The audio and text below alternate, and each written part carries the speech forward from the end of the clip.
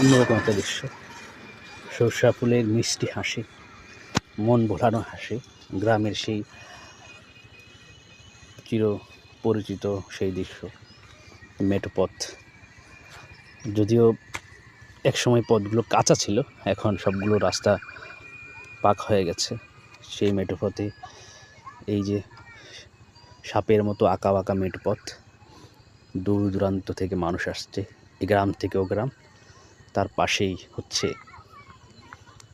সরিষা ক্ষেত, আর হচ্ছে তার ধারে একটা খেজুর গাছ। এই যে খেজুর গাছে হচ্ছে আবার রশির জন্য বাঁধা। এই যে রশি পড়ছে এক পুরা করে। এই যে আমি হাত পাতলাম, এখন রশি পড়বে। ছোটবেলায় এভাবে এই খেজুর গাছের নিচে হাত পেতে রাখতাম বা হা করে থাকতাম, তখন এক ফোঁটা করে পড়তো আর খাইতাম। রশি গাছটা দেখি সেই ছোটবেলার সেই মধুময় স্মৃতি মনে পড়ে গেল। এই যে ফোঁটা পড়ছে, হাত পেতে আসছি, এই যে এক ফোঁটা করে পড়তেছে। এই যে পড়লো,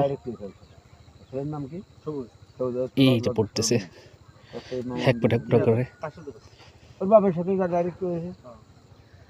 এই যে বড় করে ফোঁটা পড়তেছে। এই যে পড়তেছে, এই যে জলিল আর করিম, তোমাদের বাড়ি করিম ঘটক, অন্যরকম স্বাদ। এই যে আমার কাছে ভালো লাগে। তোমার গল্প উঠলাম, ছেলেটা খুব ভালো।